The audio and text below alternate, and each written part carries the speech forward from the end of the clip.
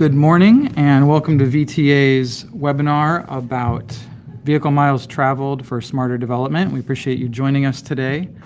My name is Cody Kratz and I'm VTA's Administrator of Digital Communications. And I'm here with Rob Swerk, VTA's Principal Transportation Planner focused on the transition from level of service to vehicle miles traveled. Just some housekeeping items before we get started. If you're watching this on YouTube, on desktop, you'll see that off to the right there is a chat window. We ask that you use that for any questions you have or any comments you'd like to leave. We will be watching that closely and answer as many questions as we can during the time we have. Rob's presentation will take about 30 minutes, and after that we'll take questions and have any discussion that you'd like to have. If you're on a smartphone, the YouTube app is the best viewing experience, and you'll see the chat window is down at the bottom of the screen. We would ask and really appreciate if you share this webinar afterwards if you found it helpful. The same URL, the same link that you use to come and view it right now will work for sharing via email, Twitter, LinkedIn, wherever you think you have a network that might find it interesting. And if you have any questions after the webinar or would like further updates about this topic, in particular if you are located in Santa Clara County, Rob's email will be at the end of the presentation, and you're welcome to reach out to him. We also appreciate your feedback after viewing the webinar. At the bottom of the YouTube description, there's a link to a survey. We do plan on doing more webinars like this in the future, including one potentially later this year about this subject. And we will appreciate your feedback on that in order to the best webinars we possibly can. Potentially later this year about this subject.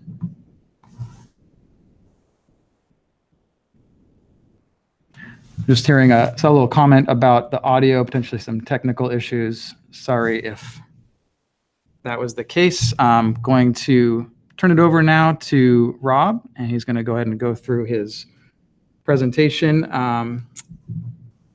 in a moment.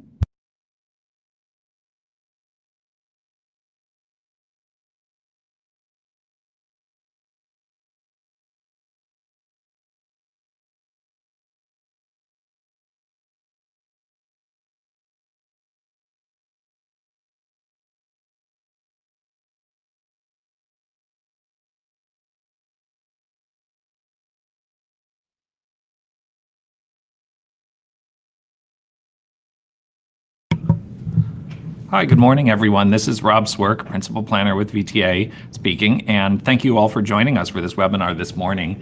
I'm going to just briefly talk about the flow of this morning's presentation, and then we'll jump right into the background. You can see here the flow will be just a couple of sections of background for those of you maybe less familiar with Santa Clara County context with VTA and our local jurisdictions here, as well as with just the concepts of level of service and VMT.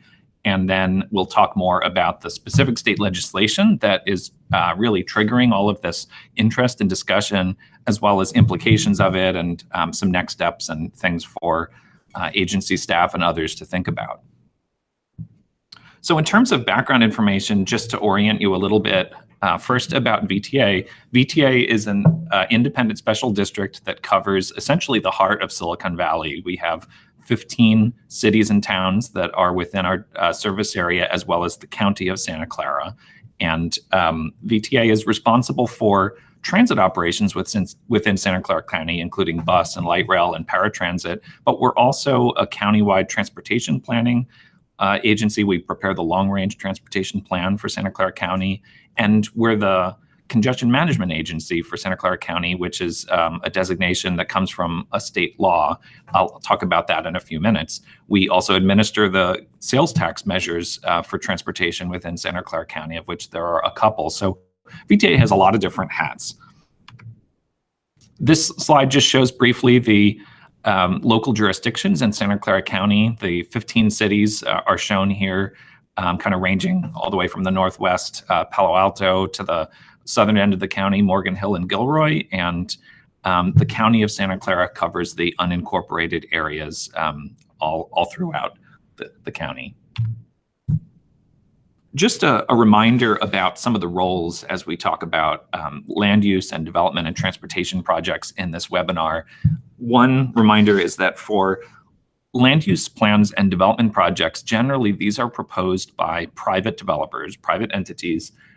We're talking about, for instance, new housing, new offices, shops, and restaurants. And the lead agencies, the local jurisdictions, are the ones that actually prepare the analysis of these projects, as well as make the decisions on whether to approve them. VTA, on the other hand, helps promote consistent guidelines for how that kind of analysis is done. And we may review and comment on the analysis of new developments, but we do not have the authority to approve land use decisions. In terms of transportation projects, though, and this, for example, might be roadway projects, thinking about adding a lane to a roadway, extending a transit line like a rail line, adding bicycle lanes, widening or adding sidewalks and bicycle and pedestrian facilities. Both VTA and local jurisdictions can be the lead on these types of projects. And the lead agency, the one that is actually proposing the project, is the one that prepares the analysis, and then either VTA or the local jurisdiction, whoever is leading it, makes the decision on approving it. One more just background slide on roles here. I mentioned earlier that VTA is a congestion management agency. It's important to keep in mind that the congestion management agency role comes from a separate piece of state legislation than CEQA, the California Environmental Quality Act, that this state law that we're talking about today really focuses on. That congestion management program legislation was passed in 1991, and it really focuses on trying to make a better connection between land use decision-making and the transportation system. It asks congestion management agencies to develop a program for analyzing the transportation impacts of land use decisions. And VTA is the congestion management agency and maintains this program for Santa Clara County. So now I'll shift to some background on just the concepts of level of service, vehicle miles traveled, the drawbacks of overemphasis on LOS, and some of the benefits of the use of VMT. Level of service is a measure of transportation system performance that really focuses on the user experience, on delay and congestion experienced by drivers. And it focuses on points, basically intersections and roadway segments, grading them on a scale of A to F, similar to a report card in a school setting. Whereas vehicle miles traveled is a much broader measure that focuses on the total amount of vehicular travel across the whole network. It doesn't focus on specific points, and it's usually reported as a number, usually on a per person basis. So you might see something that reports, let's say, 15 vehicle miles traveled per person per day. And both of these are intended to be ways of just providing information about the transportation effects of projects to decision makers and the public. This next slide shows just graphically a little bit how level of service is usually represented. In the upper right, you can see a map that shows level of service ratings at intersections around Santa Clara County. This is a fairly old map, but it gives you an idea. It's a point-based measure often. And in the lower left, you can see the rating scale, so the level of service ranging for signalized intersections from A to F. It corresponds to the average seconds of delay that users experience at those intersections, and then kind of a qualitative description of the experience of using those intersections. On the other hand, vehicle miles traveled is usually, when it's shown graphically, it's usually shown more on a zone system. It's shown what we might call a heat map. As shown in the upper right here, I just pulled this image from Google Images of VMT in the state of Minnesota. It's just a kind of a handy graphic, and it shows how VMT might be shown from kind of the cool colors, greens, showing lower VMT, to the warm colors, oranges and reds, showing higher VMT areas. And in the lower left, you can see an example, as I mentioned before, of how you might report VMT, that you might report it per person per day for different situations. Probably the most important thing to keep in mind with this webinar is that we are making a big change here. We're switching, at least on the CEQA, California Environmental Quality Act side, we're switching from level of service to vehicle miles traveled, and this is going to have a lot of implications for agencies. The Governor's Office of Planning and Research, or OPR, has put out a lot of good information about the drawbacks of overemphasizing level of service and the benefits of using vehicle miles traveled in transportation analysis. And I'm not going to repeat all of this in this webinar. We actually encourage you to go check out the OPR website. At the end of the slides today, we have a resources slide that shows some of these resources that we suggest you check out. But I'll give just a kind of a snapshot of some of the materials OPR has put out.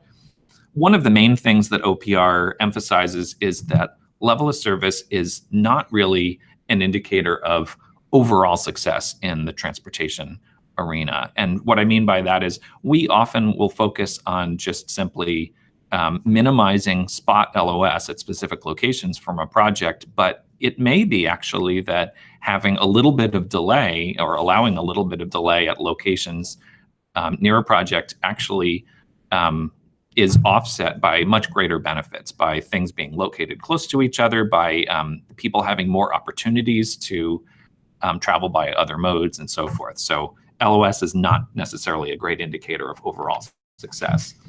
And maybe just to further illustrate this point, you could think of an example such as this. Which situation is better? You might think at first, well, the one on the left has only 5 minutes of congestion. The one on the right has more. So maybe the left situation is better. And that would be illustrated by a better LOS grade for the situation on the left.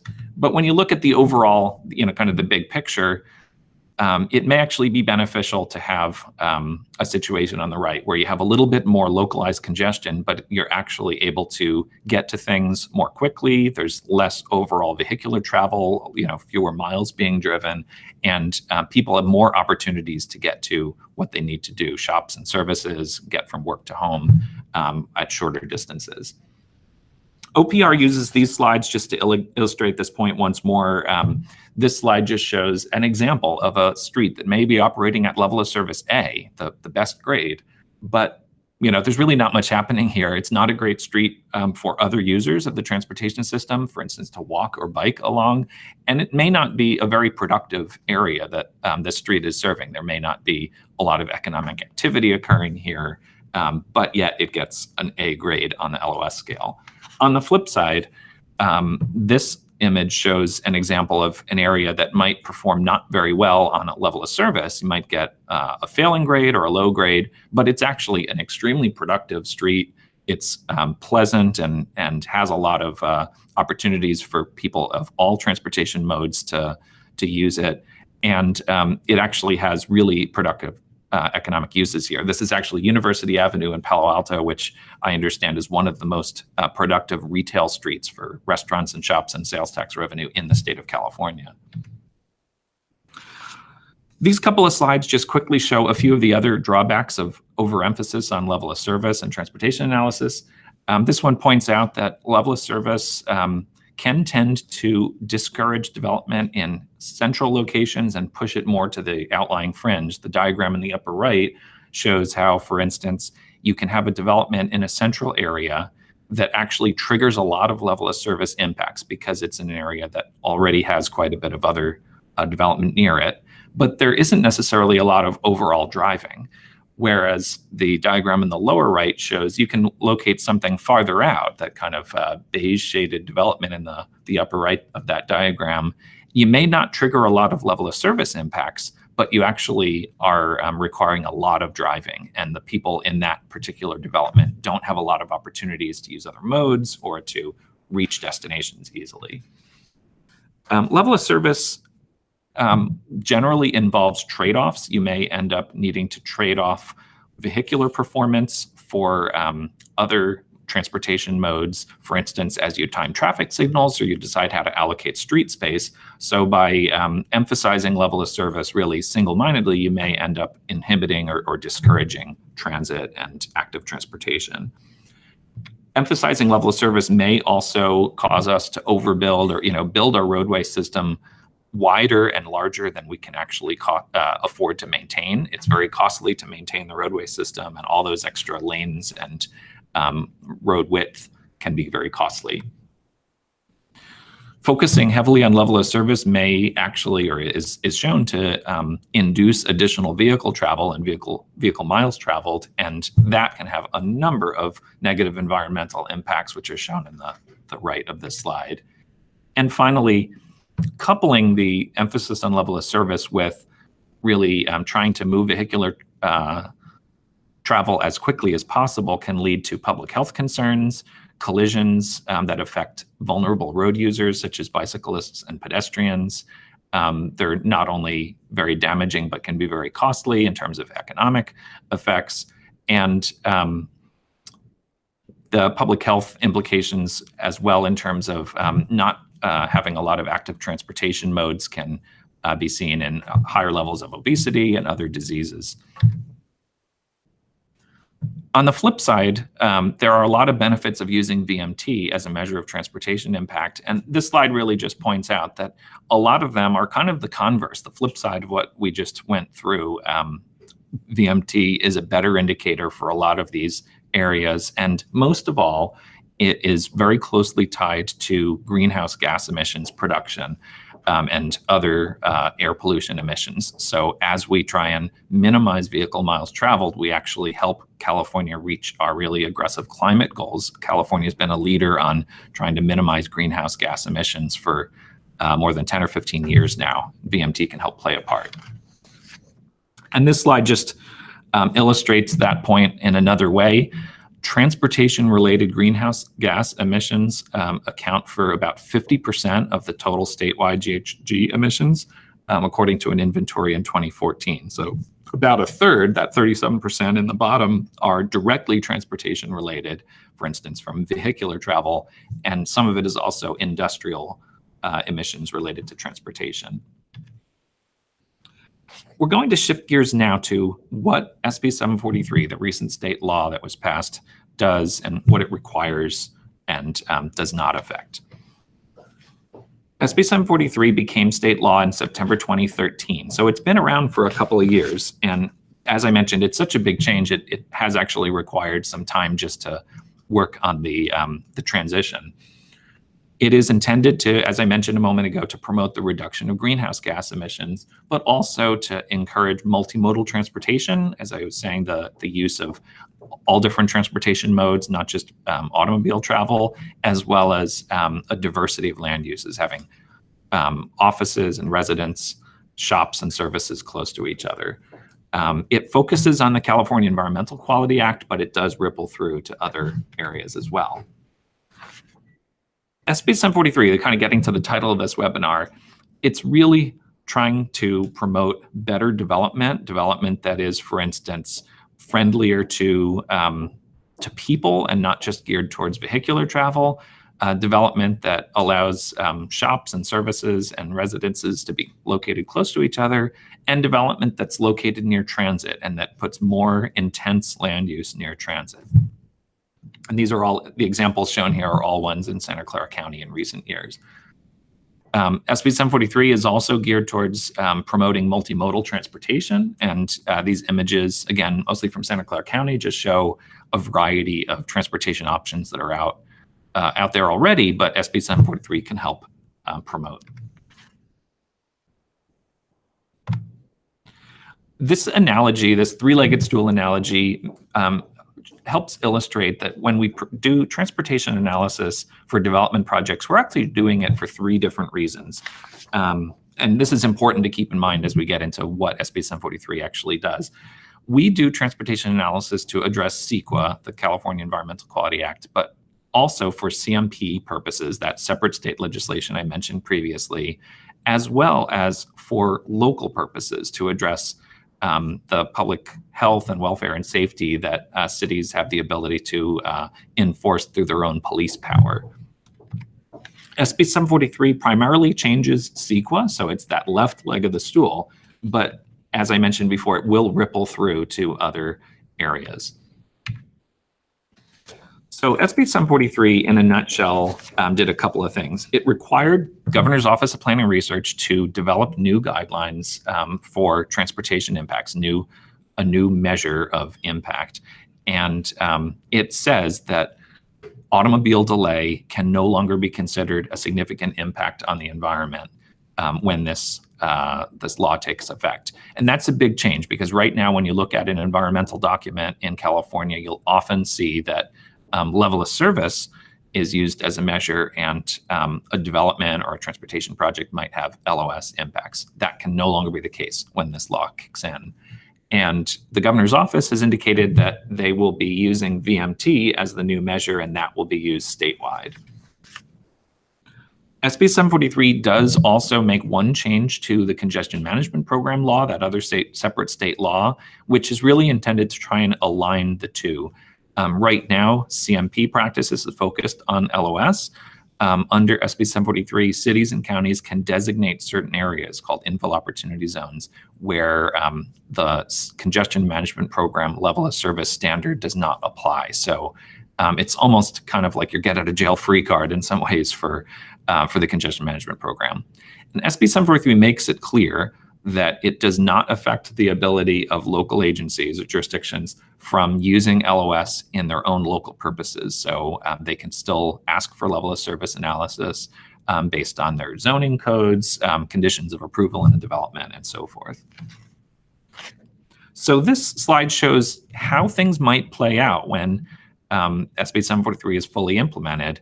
You may end up in a situation where a transportation analysis of a project actually is covering both LOS and VMT. You're doing VMT for CEQA purposes. You may still be doing LOS for city purposes and the Congestion Management Program. Some cities may choose to kind of be on the progressive end of the spectrum and may choose to say, we're going to also use VMT for our local purposes, and we're going to designate infill opportunity zones. So they'll essentially shift all to VMT. Where are we with implementing SB 743 now? Well, OPR has issued a couple of rounds of guidance over the last few years, and late last year, they issued a revised set of guidelines that really kicked things up a notch and sent them over to the Secretary of Natural Resources for formal rulemaking, which is expected to take about 6 to 8 months. So it's probably through early fall 2018. And OPR specified late last year that they expect the mandatory date for all agencies to make this change to be January 1st, 2020. So we have about 2 years to prepare and make this change. However, some cities have already made the switch, Pasadena, San Francisco, and Oakland among them, and some others are planning to make the switch very soon. The city of San Jose has this scheduled for council action next month, and the city of Los Angeles is not far behind. So what will the implications of this be for VTA and local agencies?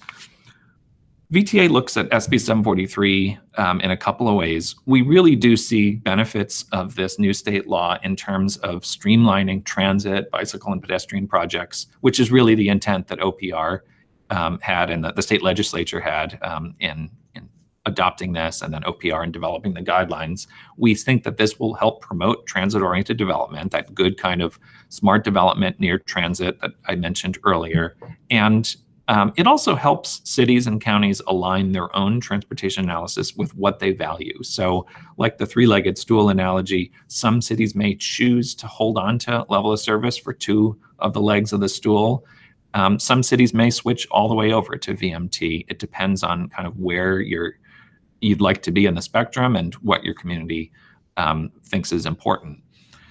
We do see that there may be some challenges as this is implemented, particularly in consistency of analysis between jurisdictions, as well as the transition period. VTA has been really active in tracking this and trying to help inform and provide input on SB 743 as it's been implemented. And late last fall, we started a new process of working with our own local jurisdictions on common methodologies and guidelines for implementing it. We have used a lot of different venues to try and share information on this. both within the framework of VTA's board of directors and board committees, as well as other groups, the Grand Boulevard Initiative and so forth. And today's webinar is another way of trying to get the word out. Late last year, we conducted a survey of our own local agencies just to see where they were with this transition.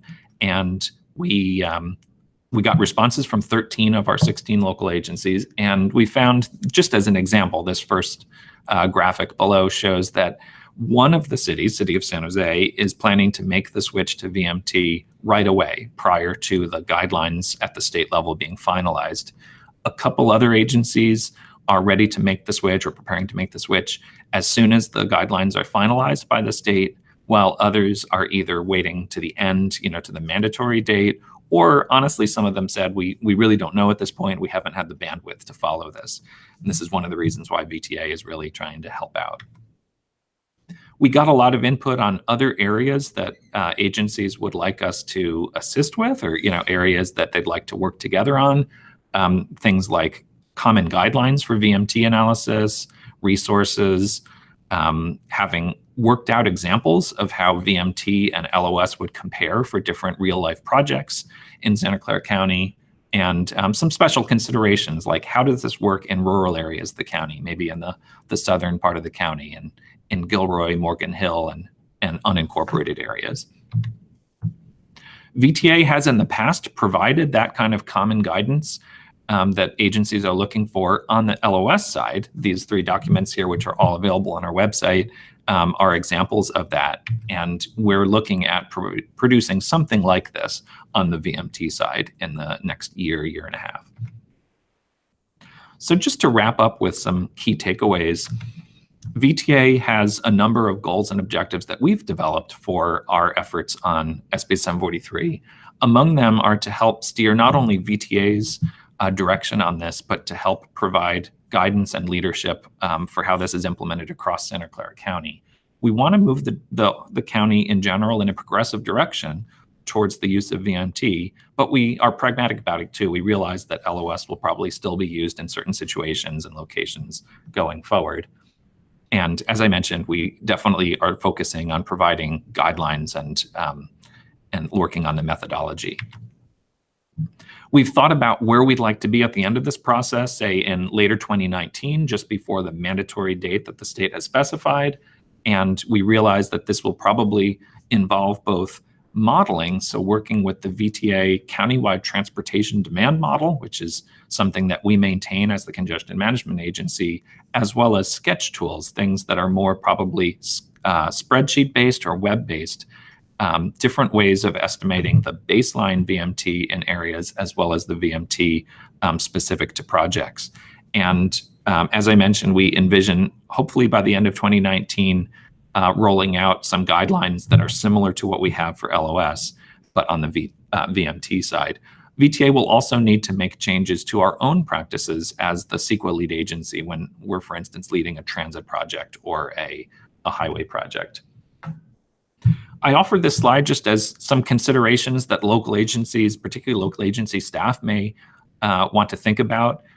You certainly want to think about who will be a point of contact at your agency for this. This is something from my own experience that requires some serious attention and just getting familiar with all of the background and the state of the practice. You want to think about how soon you want to make that change over to VMT. Think about whether or not you might retain LOS for certain purposes. You may want to think about what VMT threshold that you'll actually set. The governor's office has suggested certain guidelines for how you'd set your threshold, but you may need to customize that for your own context. You also will probably want to think about what changes actually need to happen in city policies and practices, as well as what actions might need to be taken. So for instance, some cities have their level of service standard actually embedded with their general plan circulation element, which would require most likely an action of their governing body, like the council or the county board of supervisors, to change. Whereas other agencies may have their transportation analysis practices more as a staff level, a document that can be changed at the discretion of staff. The City of Oakland, for instance, when it made its change to VMT a year or two ago, actually was able to do this by just presenting an information item to their planning commission that and basically directing their staff to make this change. And finally, you may want to think about, how does this relate to other planning efforts that you have in your city? For instance, if you're starting or undergoing a general plan update, that may be a great time to actually just wrap in the topic of making this switch over to VMT and thinking about how it all ties together.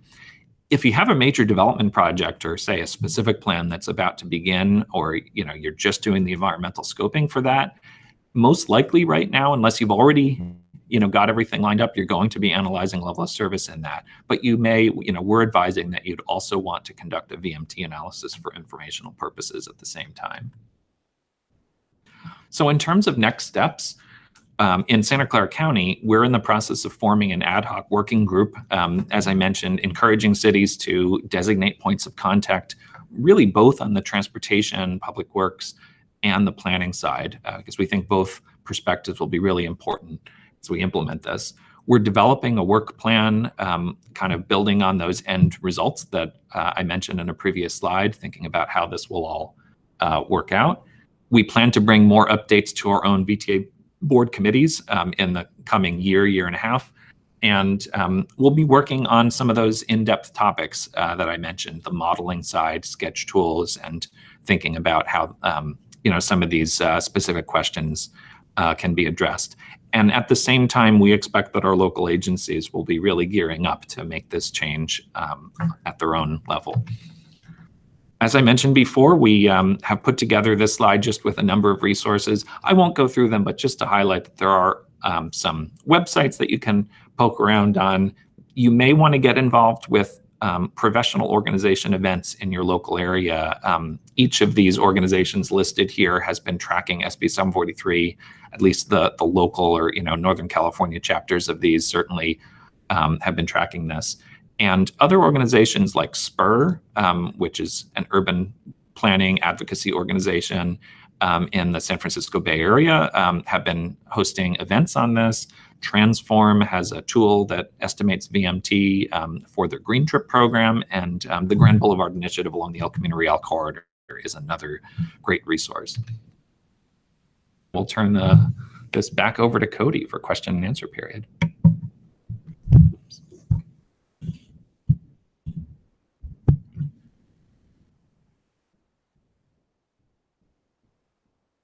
Thank you, Rob, and thank you again to everyone who has tuned in. It's a great presentation. Hopefully you've all found that really helpful. Just a reminder, if you have questions or comments that you'd like to share, use the chat window off to the right of the viewer window on YouTube. We've had some people chiming in and sharing where they're tuning in from, so just appreciate those tuning in from outside of Santa Clara County. I see some people from the County of Santa Clara, City of Santa Clara Planning Commission, MTC, the Metropolitan Transportation Commission, and from the City of Davis. So we hope this is helpful to all of you. If you have questions, now would be a great time to go ahead and chime in. And as you think about those, I wanted to follow up with Rob on a couple. First of all, you mentioned the adoption date of January 2020. And just wanted you to share with folks a bit about what steps they should expect between now and then. Sure. Thanks, Cody. Yeah, one thing that I didn't really go into depth in the slides was the how we get from here to that mandatory date that OPR has specified of January 2020. I mentioned that OPR submitted their most recent draft guidelines for rulemaking to the Secretary of Natural Resources at the end of last year. So the next step is Secretary of Natural Resources should be putting out an announcement soon of the formal rulemaking period. You can actually sign up for announcements about this if you go to the Secretary of Natural Resources website. They have essentially like an email listserv that you can sign up for. So you'll be the first to hear when they've opened up that comment period. But that, my understanding, is something like a 6-week comment period. And after that, the guidelines will be finalized by the Secretary of Natural Resources.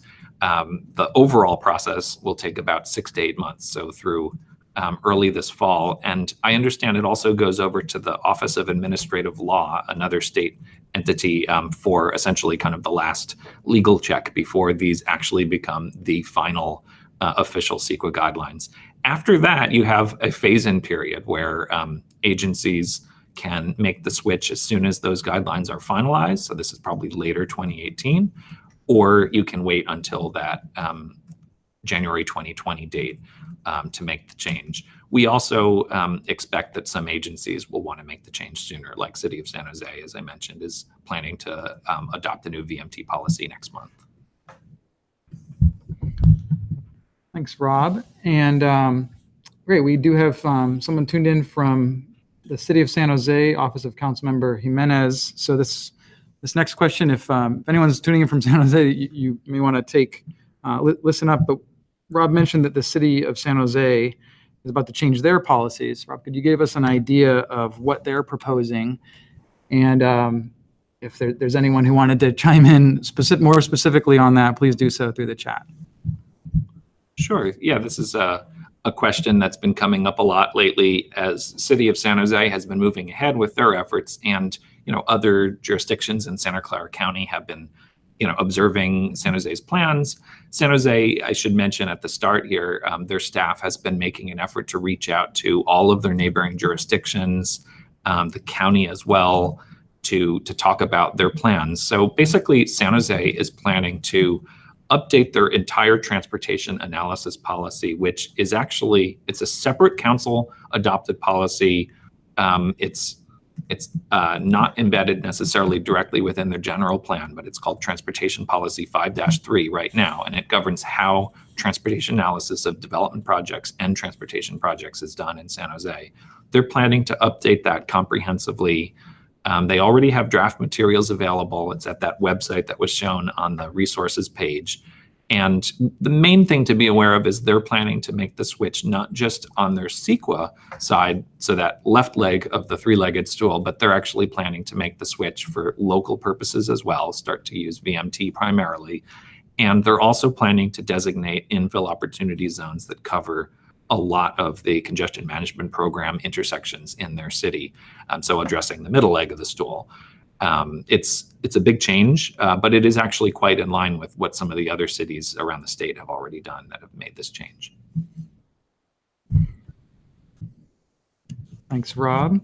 So there's just a question here that I'm going to give Rob a moment to think about from Todd about the possibility of a formal county or multi-county. He mentioned the MTC or some broader planning organization VMT only requirement. So I suppose the question is really just about broader coordination across counties. Sure. Well, I'll take a stab at this, and certainly, while we have a little bit of time, if Todd, you want to follow up with the chat box, if my reply isn't exactly what you were getting at, feel free to add another clarification to it. But as Cody said, I think we interpret this as just a question about whether there's the possibility that you'd have a county level effort or maybe even a regional level effort to establish guidelines or kind of a requirement for how you would do VMT analysis across multiple areas, so that it's not done a different way in each city. And that's essentially what VTA is trying to do in Santa Clara County. We have actually started this process by talking with our own board committees this month in January, and we held a big workshop back in late last year with about 50 staff from our local agencies. And we envision at the end of this developing guidelines for how VMT analysis would be done in Santa Clara County. They would be probably promoted through the congestion management program. So they would be required in order to comply with the congestion management program, but they would be probably advisory for doing CEQA analysis and local analysis. And I'd be happy to elaborate if there are follow-ups to that question. Thank you, Rob. This question is from Lucas. Does VTA have any suggestions for how to approach development proposals with vehicle miles traveled impacts that cannot be mitigated? That's a great question. And I think what I'd say at this point is just from my observation, the city of San Jose has proposed one framework as they have developed their draft policy, which is that they're really hoping that most development projects will be able to mitigate their VMT. Either they'll be located in lower VMT areas to begin with. So they'll be located near transit, located in places that have mixed land uses and different transportation options.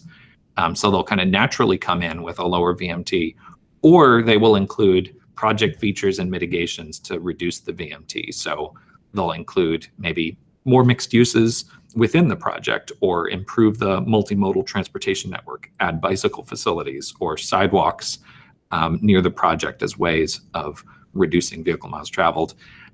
Also, transportation demand management can provide a big part of the solution. But there will be some projects that are in probably more outlying areas that simply cannot get below the threshold. And San Jose is suggesting that there would be a fee program that would be established to offset that. And especially for affordable housing projects, it would be possible for projects maybe that are proposed in higher VMT areas to come in and provide basically benefits. And the affordable housing itself is a benefit in order to still be approved as a higher VMT, or in a higher VMT area. And I have to admit, I'm not the expert on how San Jose is planning to do the kind of offsets for a project that can't mitigate its VMT, but hopefully that's a good starting point. Thank you, Rob. And a couple more questions come in. We'll take Steve's first. And the question is, do you see more housing close to job centers as VMT becomes more the standard for cities? Absolutely. One of the great things, as we see it, one of the real benefits of SB 743 and focusing on VMT rather than level of service is that it will actually line up the incentives for development more the way we would hope. We expect that development projects, for instance, housing that's proposed in areas that are currently jobs rich, or conversely, putting more employment in areas that are really heavily housing intensive, should result in lower vehicle miles traveled. And San Jose's sketch tool, just as an example, the sketch tool that they have developed for estimating VMT from projects generally shows this, that as you improve the land use mix of a project in an area, so you put more jobs near housing or vice versa, it actually reduces the VMT. A great example of a city that's already doing this, not necessarily based on a VMT measure, but just for its overall planning goals, is the city of Mountain View recently approved an update to its North Bayshore Precise Plan, which is for the area north of 101 in Mountain View, where Google and other major companies are located. And they approved almost 10,000 housing units to be added to that area, which right now is primarily jobs. And a VMT analysis of that certainly shows that that would be beneficial. Thank you, Rob. And thank you, Steve and Lucas and others for your questions. We have another from Dorian. The question is about whether VMT is more about giving people travel options as opposed to reducing driving. He says he worries that VMT is about forcing people out of their cars, and many people depend on their cars.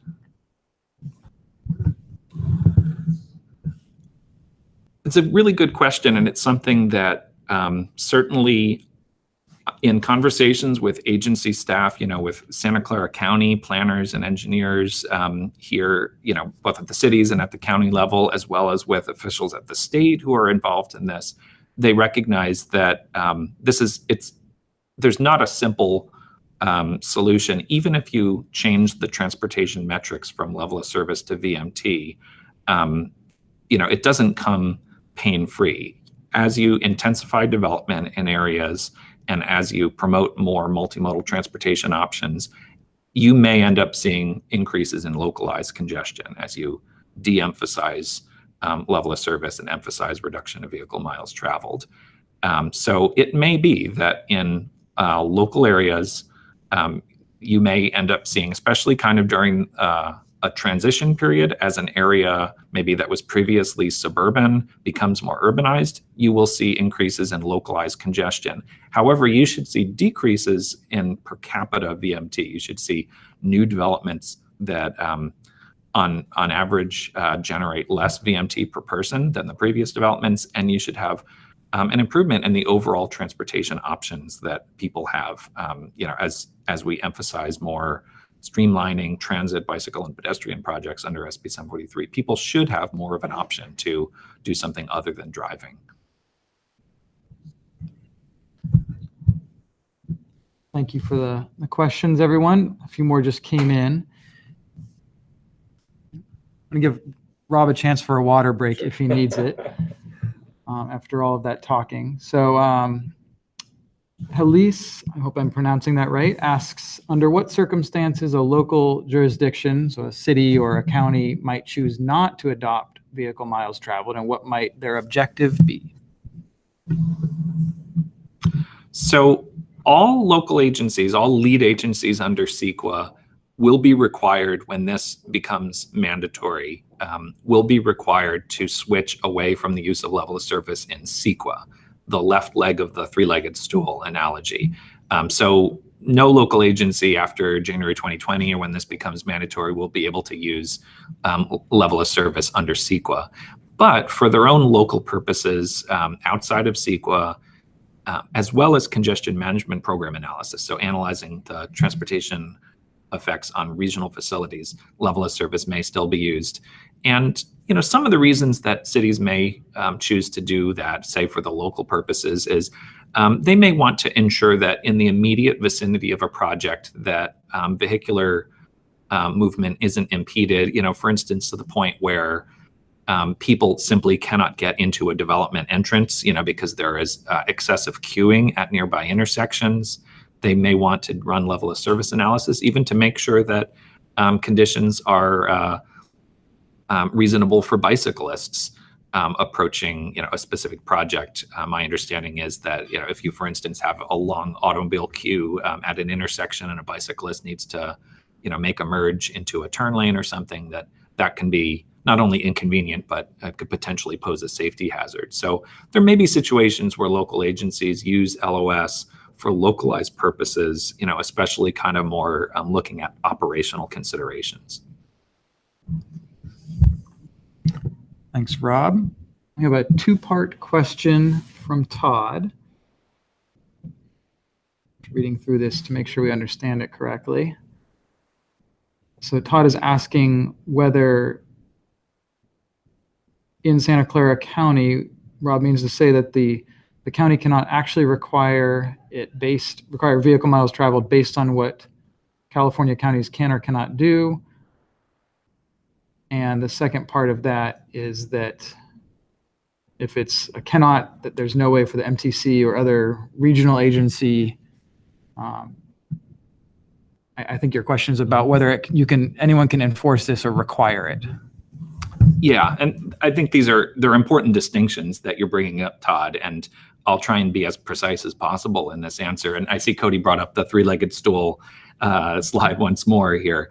So just to reiterate, on the CEQA side, once this kicks in and we have reached the mandatory date, all agencies will be required to use VMT in their transportation analysis of development projects and not use level of service.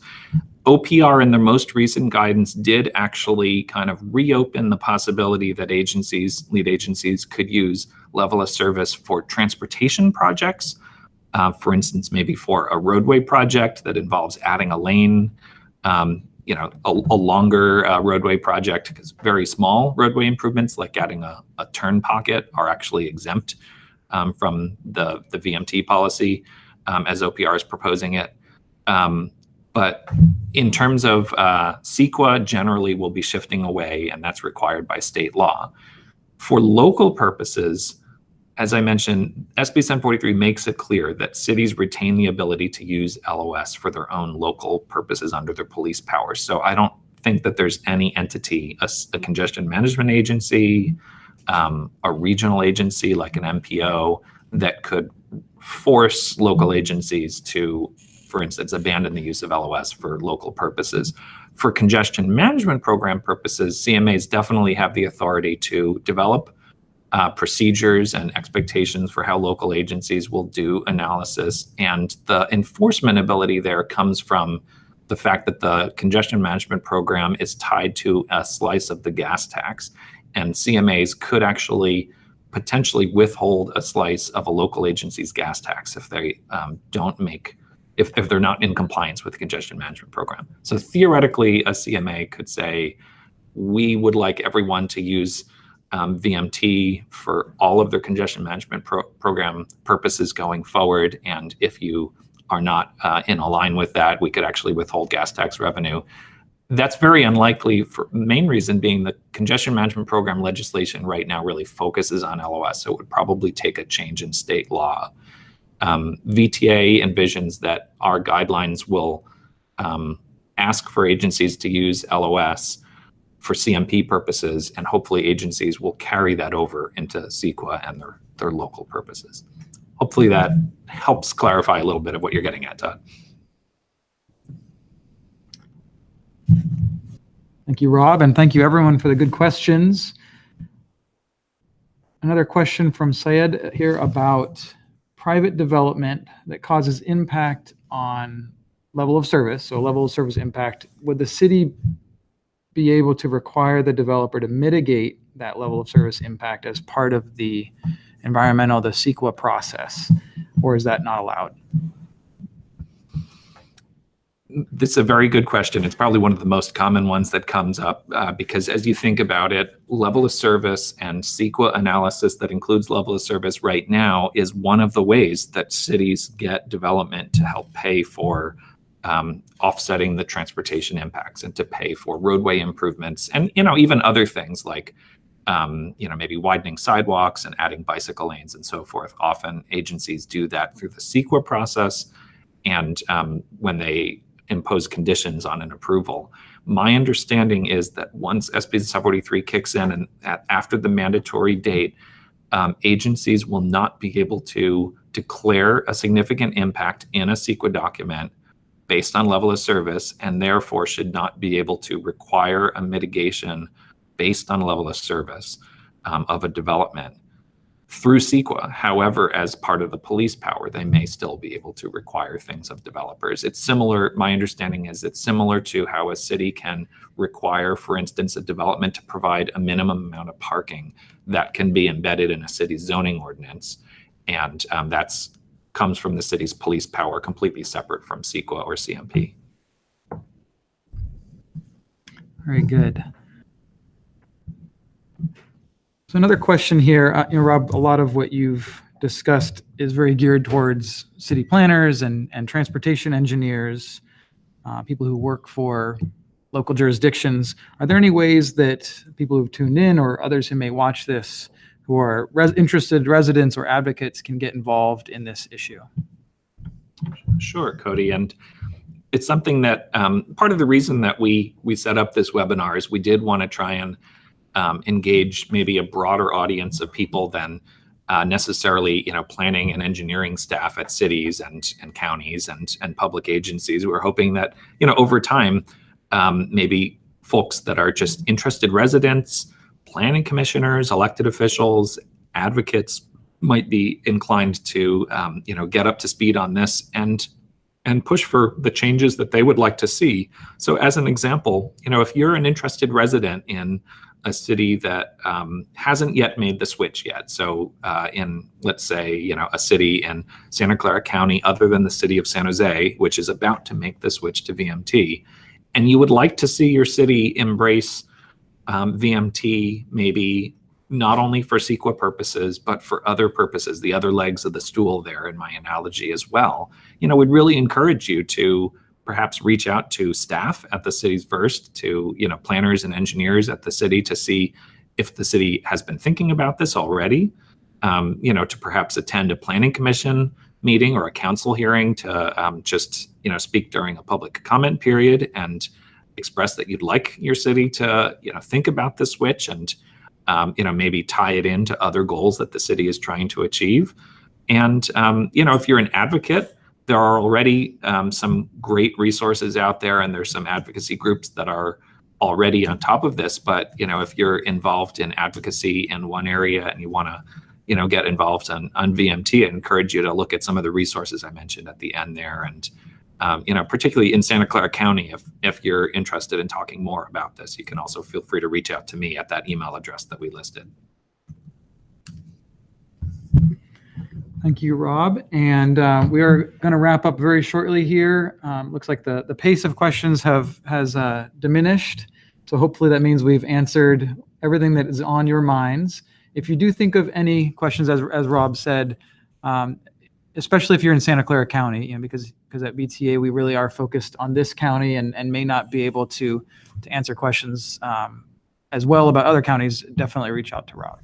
Yeah, and one other thought, certainly don't want to give you the impression if you're outside of Santa Clara County that we're suggesting to leave you high and dry here. We'd encourage you to connect with your own congestion management agency in your own county if you're in any of the urbanized counties in California. So, if you're in Alameda, San Mateo County, Sacramento County, LA, and so forth, you all have congestion management agencies. Many of the staff are also working on this, and encourage you to check in with them. Also, you can reach out to your own MPOs, so your regional agency staff that are involved in transportation and land use matters, because in most cases the MPOs are following this really closely. And you can even reach out directly to the Governor's Office of Planning and Research staff. On the resources page, we have a link there, and I believe they have their email address listed. They've been very responsive during this process, certainly to VTA's inquiries. There's one last question here from Syed, and then we're going to go ahead and close the discussion here. It's whether there's a standardized industry agreed upon methodology for determining VMT. Want to address that, Rob?